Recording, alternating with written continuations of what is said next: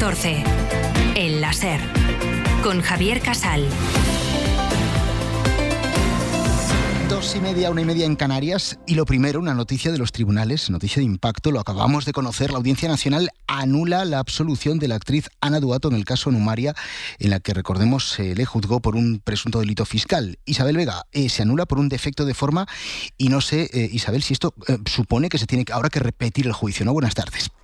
Buenas tardes, Casal. Sí, la sentencia impone que se vuelva a celebrar en un tribunal diferente ese juicio contra ella por los ejercicios fiscales de 2010 a 2012 y contra su marido por el ejercicio de 2011. La Sala de Apelación anula la absolución porque coincide con la Abogacía del Estado en que la sentencia no justificaba en términos de lógica racional que ni ella ni su marido resultasen exonerados del caso Numaria. Son 389 páginas de sentencia para volver a enviarles al banquillo. Pues es la última hora que ampliamos ya en nuestra web en cadenaser.com. Ya no hay reparos, no hay disimulo, ni eufemismos, ni por un lado ni por el otro. El gobierno, Óscar Puente, verbaliza lo que muchos en el PSOE piensan en privado. Ayer Óscar López decía aquello de que ante todos los casos que están saliendo, todo este goteo que van del caso Zapatero al caso Leire Díez, pasando por los casos Begoña y David Sánchez, que todo se debe a una estrategia para acabar con este gobierno mediante métodos poco democráticos. Hay mucha gente en nuestra sociedad que ve lo que está pasando, que ve que hay un gobierno al que se quiere derribar con métodos, desde luego, nada democráticos. Y eso, desde mi punto de vista, en este momento es innegable. Óscar Puente, sin pelos en la lengua y desde luego yendo muchísimo más lejos que cualquiera de sus compañeros de partido o del Ejecutivo. De hecho, esta mañana muchos de sus compañeros de partido se han mostrado bastante esquivos. Esta es, por ejemplo, la portavoz del PSOE, Montse Mínguez, en los pasillos del Congreso. Estamos ante la colaboración con la justicia. Una mañana de resaca muy dura en la que el Partido Popular se ha agarrado al caso Leire Díez, el entramado que investiga la justicia, y que el PSOE en tiempos de Cerdán para destruir causas judiciales en contra del partido o del gobierno para pedir de nuevo elecciones y establecer una conexión de este caso con el presidente del gobierno. Que haré todo lo posible para cambiar al gobierno. Y cuando digo todo, es todo. España necesita una reacción democrática y política. Y lo repito, que los españoles tengan la certeza que haré todo lo posible para darle a España un nuevo rumbo, un nuevo espacio y el cambio que está esperando. La versión de Feijóo de el que pueda hacer que haga de Aznar. Feijóo apela de nuevo a los socios que piden elecciones, pero que mantienen su respaldo al Ejecutivo. Lo dijo Aitor Esteban el pasado fin de semana, cuando todo esto no había saltado a la luz, y lo ha vuelto a repetir el presidente del PNV esta misma mañana. Elecciones ya. Lo que corresponde, y eso es lo que le está diciendo el Partido Nacionalista Vasco, es que este año sea el de la disolución de las cámaras. A él le corresponde realizarlo. No está encima de la mesa del Partido Nacionalista Vasco, que no lo contemplamos, una moción de censura. Creemos que lo que hay que actuar es con responsabilidad por parte de todo y sobre todo por quien tiene la máxima responsabilidad institucional a nivel del Estado, que es el presidente del gobierno. Resaca en Ferraz en una semana que se ha convertido en un verdadero laberinto judicial, que hoy se ha completado con otra foto incómoda: el juicio contra el hermano de Pedro Sánchez por enchufismo, que ha empezado esta mañana en Badajoz. 2:33, pero como digo, lo último es esa respuesta de Óscar Puente que hemos escuchado ya, el ministro, que ha verbalizado esa posición clara del gobierno y del partido, donde apuntalan con esa declaración, esa idea que ya dejaba ayer entrever Óscar López, ¿no?, cuando decía que aquello de las casualidades no existen.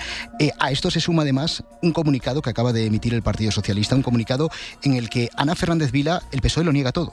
Sí, el PSOE lo que dice es que afirma con rotundidad que su partido no ha ordenado, amparado ni cooperado, dicen, en ninguna de las conductas delictivas que se podrían desprender del auto que conocimos ayer. Es un comunicado, Casal, oficial que me lanza Ferraz después de que desde ayer no se hubieran pronunciado más allá de garantizar su máxima colaboración con la justicia. Asegura también la secretaria de organización, Rebeca Torró, que ellos son los primeros interesados en esclarecer lo que se está investigando, pero que lo harán cuando se levante el secreto de sumario. A eso se agarran Casal para no ofrecer de momento más explicaciones. Sí que dicen en ese comunicado que la mayoría de personas que aparecen citadas en el auto ya han declarado en la causa abierta de ese procedimiento, donde además dicen el PSOE aportó la información y documentación que se le requirió en su momento. Defiende también el PSOE en este comunicado que tienen un compromiso firme de actuar con contundencia, dicen, ante cualquier comportamiento irregular. Y mientras tanto, Casal, como contabas, Puente se ha lanzado ya sin tapujos a denunciar un intento de tumbar al Gobierno. Ha dicho hoy Puente que toda esta acumulación de casos, de operaciones que estamos viendo estas semanas que afectan al PSOE y al entorno de Sánchez responden claramente a una persecución. Yo me remito a las palabras que ha dicho el secretario general del Partido Socialista y presidente del Gobierno. Es una persona que ha hecho un buen trabajo fiscalizando las cuentas del partido y no tenemos ahora mismo ninguna razón para no dudar de su honestidad. Se refería en estas declaraciones Puente también a la gerente del partido imputada, a la que siguen defendiendo. Casal siguen mostrando su confianza sobre la gerente, porque aseguran no hay motivos para desconfiar ahora mismo. Pues esto es lo último. Comunicado oficial del PSOE negando cualquier conducta delictiva en torno al caso Leire Díez. 2:36. Mientras tanto, en el Congreso, pues las miradas un día más estaban puestas en los socios, pero no solo en el PNV. Sumar y Esquerra hablan de vergüenza para calificar todo lo que está pasando, pero los nacionalistas catalanes prefieren ver el vaso medio lleno. Rufián avisa de que lo que viene, si hay elecciones, va a ser muy, muy complicado. Cámara Baja, Josué Coello, cuéntanos qué tal. Muy buenas tardes. ¿Qué tal, Casal? Buenas tardes. Sí, pasito a pasito los socios se van alejando del PSOE, al menos discursivamente, tras una semana ciega para los socialistas. Aitor Esteban, lo hemos escuchado, ha vuelto a pedir el adelanto electoral, al tiempo que Yolanda Díaz y Gabriel Rufián coinciden en hablar de vergüenza. El portavoz republicano exige a Sánchez algo más que resistir, con este recado a la izquierda. Resistir, bueno, convendría que gobernaran. No sé, yo creo que la gente merece algo mucho mejor.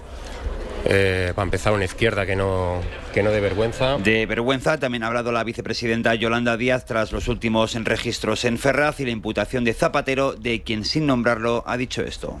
La política no es la vergüenza que estamos viendo todos los días en nuestro país, venga de donde venga.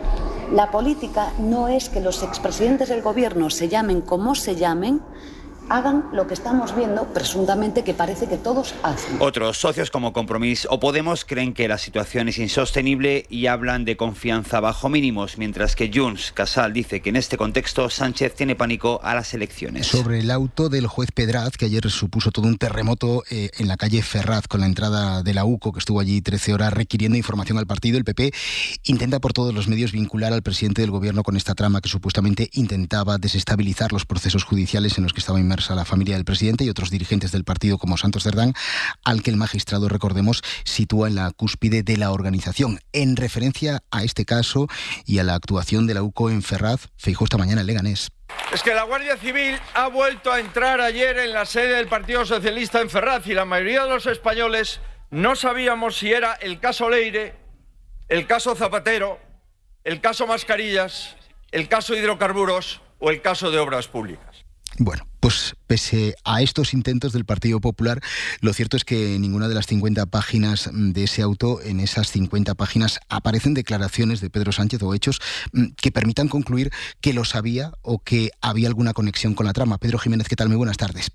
¿Qué tal? Buenas tardes. No hay elementos por el momento que vinculen a Pedro Sánchez con esta investigación. Hay referencias al presidente del gobierno que salen de la boca de Leire Díez. La UCO infiere que cuando habla del One se está refiriendo a él. Pero Leire hablaba y hablaba mucho, porque también hay otra conversación en la que se lamenta de que el partido solo la haya recibido para hablar de los tejemanejes de la UCO y de anticorrupción cuando el juez Peinado empezó a investigar a Begoña Gómez. Y es verdad que, según los encausados, la cosa cambió desde ese momento, porque según figura en la causa, se jactaron de que cuando Sánchez ofreció la rueda de prensa con la que cerró su periodo de reflexión, dijo algunas cosas que ellos habían transmitido en el partido. De hecho, el empresario Javier Pérez Dolcet llega a decir, según el auto del juez Pedraz, que esta operación respondía a una actuación de Pedro Sánchez directamente con Cerdán y con Leire. 2:39. La otra foto incómoda de difícil digestión en los tribunales de este jueves para el PSOE está en la Audiencia Provincial de Badajoz. Allí ha empezado el juicio contra el hermano de Pedro Sánchez, David Sánchez, juicio por el presunto enchufe en la Diputación de Badajoz en un puesto de director de la Oficina de Artes Escénicas, que, como el propio hermano del presidente afirmó durante la fase de instrucción, parecía no tener claro pues ni dónde se ubicaba físicamente esa oficina. La Oficina de Artes Escénicas, sí. ¿Qué es? Bueno, pues vamos a ver, entiendo que es la oficina que se encarga de las artes escénicas. Y entonces, materialmente, ¿dónde se encuentra la Oficina de Artes Escénicas? Pues no le podría decir, vamos, imagino que será en el despacho donde estoy alojado yo ahora. Con David Sánchez se sientan en el banquillo el entonces presidente de la Diputación y ex líder del PSOE extremeño, Miguel Ángel Gallardo, y otras 9 personas. Ampliamos, Isabel Vega. ¿Qué tal? Buenas tardes. La Fiscalía ha tomado la palabra para expresar que entiende que el delito de aceptación de nombramiento ilegal que se imputa a David Sánchez está prescrito y debe excluirse del juicio porque además no tiene ninguna relación con otros hechos en los que no intervino, como la creación de la plaza que obtuvo en la Diputación. Es un artículo, es un delito que no es vicario del 405. Por tanto, puede ser enjuiciado de forma diferente, de forma independiente, y por tanto podrá ser delimitada la prescripción de la misma manera. Por tanto, entendemos que debe, en orden a esta sentencia, el principio de especialidad, excluirle del enjuiciamiento. También apoya retirar a Gallardo la acusación por el nombramiento de un amigo de David Sánchez porque nunca declaró por ese hecho en instrucción. Pero en esta primera sesión hemos escuchado también al abogado del propio hermano del presidente del Gobierno pedir la nulidad, alegando que este caso ha sido un ir a ver qué encontramos desde una raíz envenenada, la denuncia de Manos Limpias. La denuncia inicial y el auto de apertura de juicio oral. Ahí es donde se nota el carácter prospectivo. Es que los delitos que nos traen aquí no aparecen en la denuncia. El tribunal ha levantado la sesión después de que las acusaciones populares pidiesen la desestimación de todas las alegaciones. Solo han resuelto una de las cuestiones previas planteadas, la de algunas defensas que pedían apartar a los propios magistrados. Lo han rechazado. Las sesiones se reanudan mañana. Sí. Cuestiones previas a David Sánchez le escucharemos declarar ya la semana que viene. Son las 2:42 PM. Feijóo habla de Leire, de Zapatero, del hermano de Pedro Sánchez. Ahora, cuando al líder del PP le han preguntado esta mañana en Leganés por la Kitchen. Darle la mano, de felicitaciones. Gracias. Gracias, cuidado. Sí. Paralelamente, la Audiencia Nacional sigue el juicio de la trama Kitchen, que ha entrado en su recta final con la declaración de los acusados. Hace algo más de una hora que ha comenzado a declarar allí en la audiencia Jorge Fernández Díaz, el que fuera ministro del Interior durante el gobierno de Rajoy. Antes lo ha hecho el que fuera su número 2, Francisco Martínez, el exministro. Dice que de la supuesta trama se enteró por los medios. Usted habló con el señor Martínez sobre esta operación, sobre este operativo policial y sobre estas cuestiones entre los años 2013 a 2015. No, acabo de decir que yo me entero de esa operación, como entiendo que el común de los mortales, cuando empieza a aparecer en los medios de comunicación. Y Francisco Martínez cambia de versión para defender al que fuera su jefe. En la fase de instrucción reconoció la existencia de la trama, pero hoy dice que sí, que Bárcenas fue objeto de espionaje, pero que no eran ellos, que no era el Ministerio del Interior. ¿Usted llegó a hablar alguna vez durante el tiempo que estuvo, ahora vamos a entrar un poco más en detalle, ¿no?, de una operación Kitchen como tal? Nunca jamás. Operación Kitchen es una denominación periodística. Miguel Ángel Campos es el periodista de la SER que está siguiendo este juicio. Campos, ¿qué tal? Muy buenas tardes. Muy buenas tardes, Javier. Pacto de no agresión, ¿no?, entre Francisco Martínez y Jorge Fernández Díaz. Martínez exculpa al que fuera ministro del Interior y pues niega la existencia de toda la trama de espionaje. Sí, la sesión de hoy ha evidenciado lo que habíamos estado viendo desde que arrancó este juicio, el pacto de no agresión entre Fernández Díaz y Francisco Martínez, con respuestas prácticamente calcadas. Ninguno oyó hablar nunca de la Kitchen, no ordenaban operativos ni espionajes a Bárcenas o acoso al extesorero y su familia, y Martínez se ha desdicho de su posición en fase de instrucción cuando acusó directamente al ministro de presionarle y ordenarle la operación. El exministro Fernández Díaz lo ha negado todo, incluidos los WhatsApps que envió a Martínez con órdenes de espiar a Bárcenas. Dice que se enteró de la Kitchen por la prensa. ¿Usted cuándo tuvo conocimiento de la operación policial denominada Kitchen? Bueno, yo tuve conocimiento cuando comenzaron a aparecer en los medios de comunicación las informaciones. Creo que fue a finales del del año 15 y comienzo del año 16. A partir de ese momento... Jorge Fernández Díaz también ha afirmado que no supo que había un topo de la policía, el chofer de Bárcenas, incrustado en la familia, hasta de nuevo leerlo en la prensa hacia 2015 o 16. Antes de las noticias que nos ha dicho a finales del año 2015 y primeros meses del 2016, ¿usted tenía conocimiento de si había un confidente en el entorno del señor Bárcenas? En absoluto. ¿O de cómo se llamaba? En absoluto, en absoluto. Pero ahí se ha evidenciado, Javier, una contradicción, porque Martínez ha declarado que en verano de 2013, antes de aparecer en prensa, Fernández Díaz le llamó porque le habían dicho que había un colaborador, el chofer Sergio Ríos, espiando a Bárcenas. 13 de julio, el ministro me llama y me pregunta si yo sé algo de un colaborador, él nunca utilizó la palabra confidente, de un colaborador cercano a la familia Bárcenas que estaba colaborando, valga la redundancia, con la Policía Nacional. Y me manda, me dice cuál es el nombre, para que me entere. En cualquier caso, Martínez ha exculpado a quien era su jefe de cualquier actuación delictiva, también a Cospedal, y Fernández Díaz ha exculpado a Rajoy. Pero es muy numerosa la prueba contra ambos, contra Martínez y Fernández Díaz. El lunes se reanuda el juicio, Javier. Declararán el DAO Eugenio Pino y el comisario Villarejo. Gracias, Campos. Hasta luego. 2:46. En Murcia, el presidente López Miras ha anunciado cambios en su gobierno. Dice que es para impulsar el último año de legislatura, pero es que entre los cambios está el de la Consejería de Salud. La nueva consejera es la actual gerente del Servicio de Salud, que es un servicio que está inmerso en una crisis por el uso de prótesis y material sanitario caducado. Estamos en Murcia. Ruth García.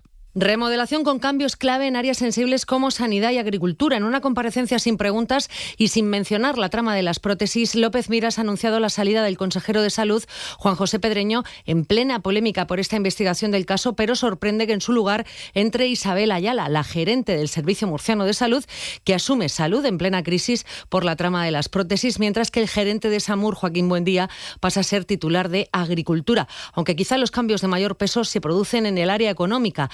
Marisa López Aragón coge mucho peso en el nuevo Ejecutivo, asumiendo una macrocartera que integra economía, hacienda, fondos europeos, portavocía y transformación digital, mientras que Luis Alberto Marín, que ocupaba hasta ahora ese departamento, pasa a dirigir empresa, empleo y economía social.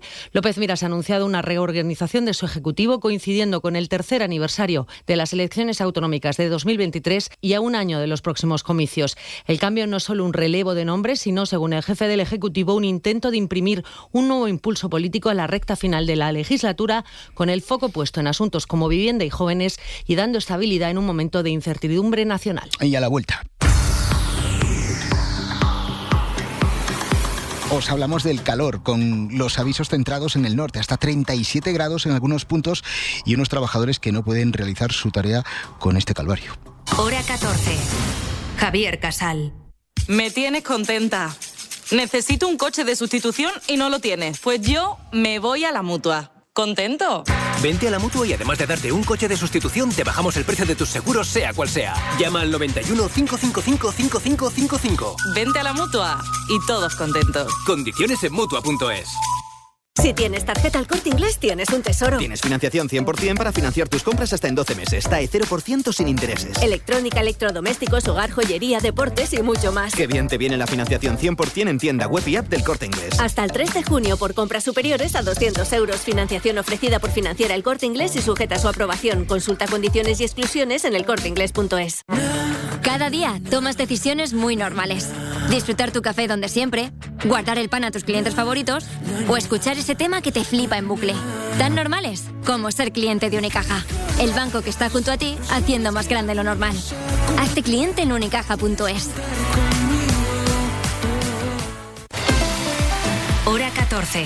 Con Javier Casal. Basta salir a la calle. Nueva jornada de calor atípico para este mes de mayo. Lo contaba Carbó a las 2. Lo peor está en Euskadi, con el interior de Vizcaya en aviso naranja por temperaturas de hasta 37 grados. Esto impacta de lleno en las aulas, donde no están preparados para soportar estas altas temperaturas, pero también en centros de trabajo o aquellos que tienen que hacer su actividad al aire libre. La mayor parte de los convenios colectivos incorporan medidas, sí, para paliar estas altas temperaturas, pero claro, entran en vigor en junio. Vamos hasta Radio Bilbao, información de Ana Garea.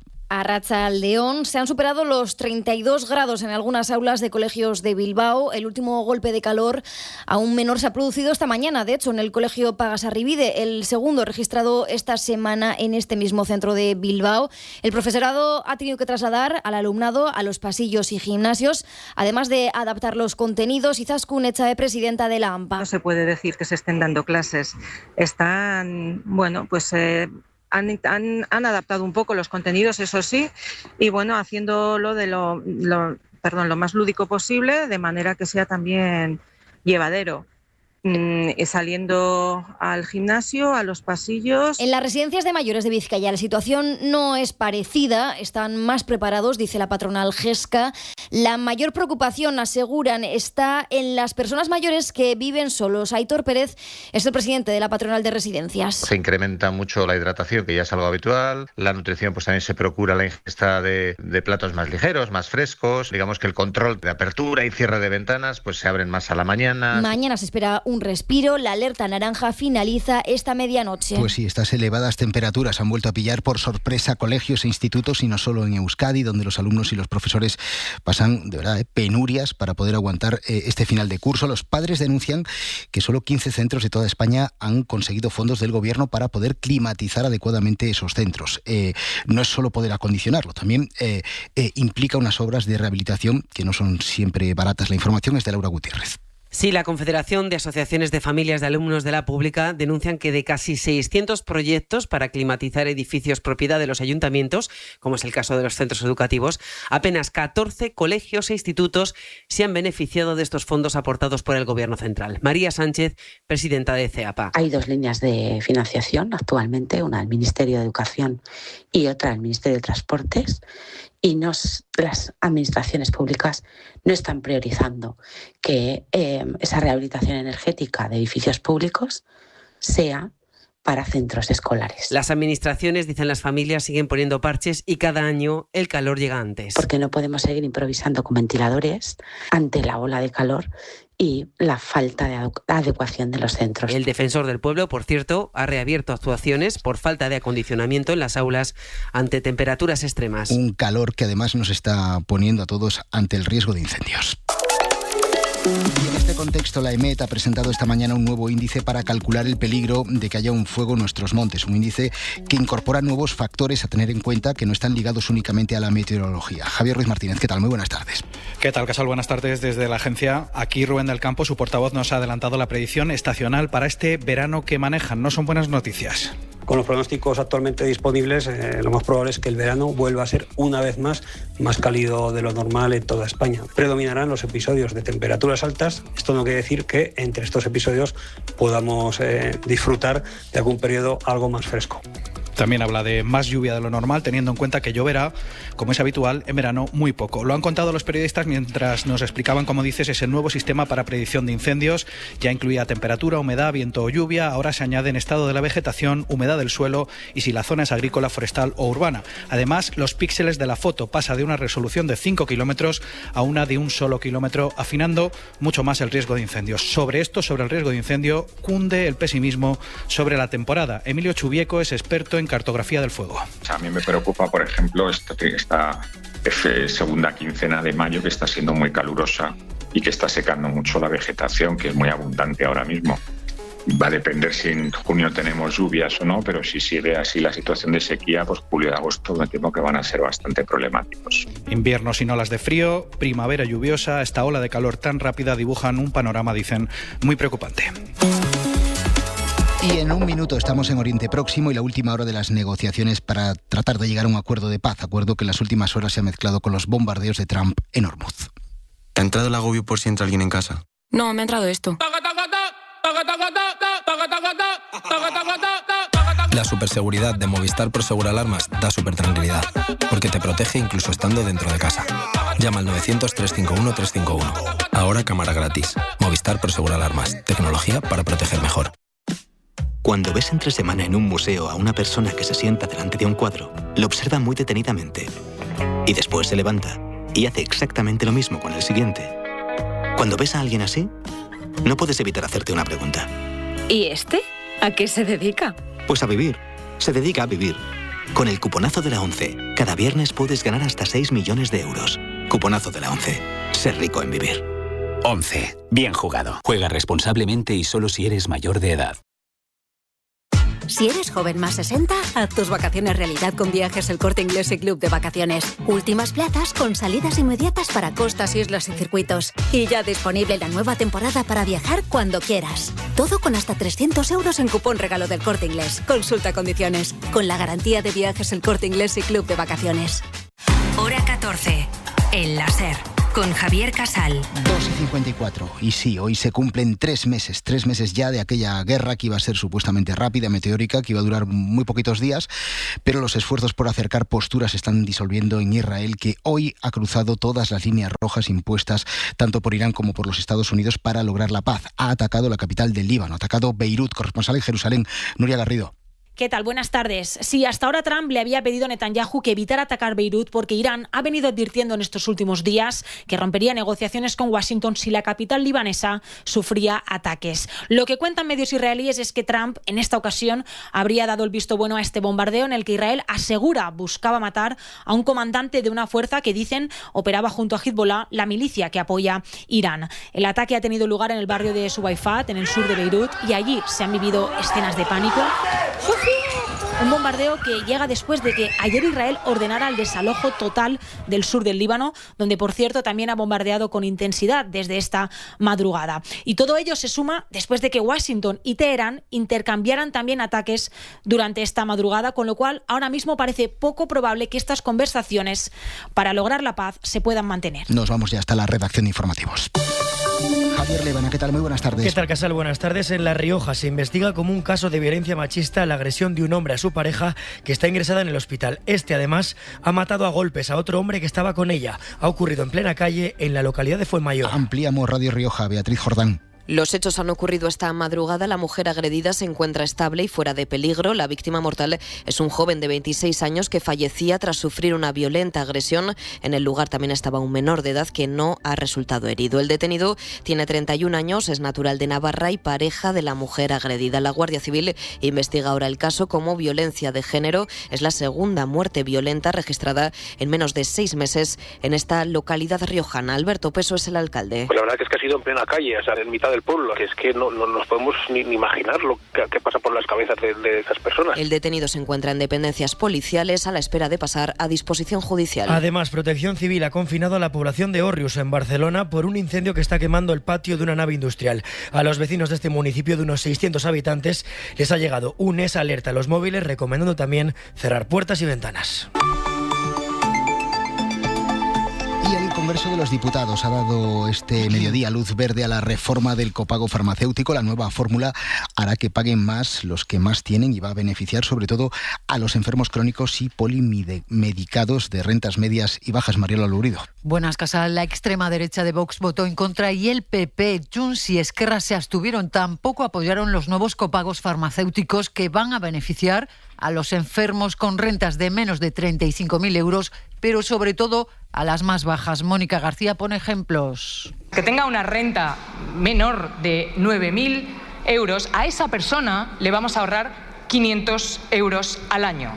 A una persona que tenga una renta de 22.000 euros le vamos a ahorrar 460 euros al año. Pero aunque el Congreso lo avale hoy y esté en vigor desde hace 15 días, nadie lo está notando todavía en el bolsillo. Iván Espada, del Consejo General de Farmacéuticos. La aplicación de estos nuevos copagos requiere de una serie de adaptaciones tecnológicas previas a realizar por parte del Ministerio de Hacienda, la Seguridad Social y las comunidades autónomas, de forma que se actualicen las tarjetas sanitarias con los datos de nivel de aportación. Fuentes de Sanidad dicen a la cadena SER que esperan que se pueda empezar a aplicar después del verano. María Manjabacas, ¿qué tal? Muy buenas tardes. Buenas tardes. Bueno, tenemos aquí la lista de invitados, esto de la promoción del viaje del Papa es tremendo, ¿no? La lista de invitados, digo, al acto que tendrá lugar el domingo 7 de julio en el Movistar Arena, ahí de todo, ¿no?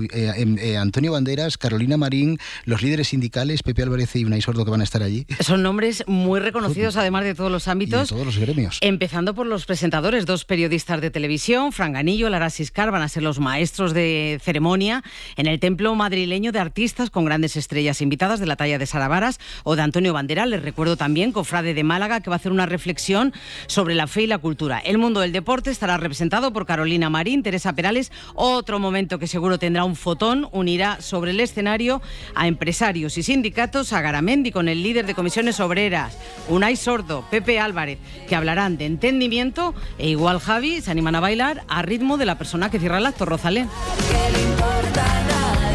Yo creo que son más del padre Guillerme. No, del padre Guillerme, que es un DJ. Bueno, un día te lo cuento, María.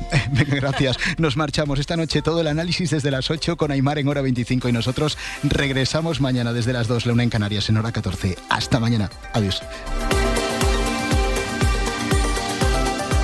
Hora 14. Suscríbete ya en la app de la SER, en nuestra web o búscanos en tu plataforma de audio favorita.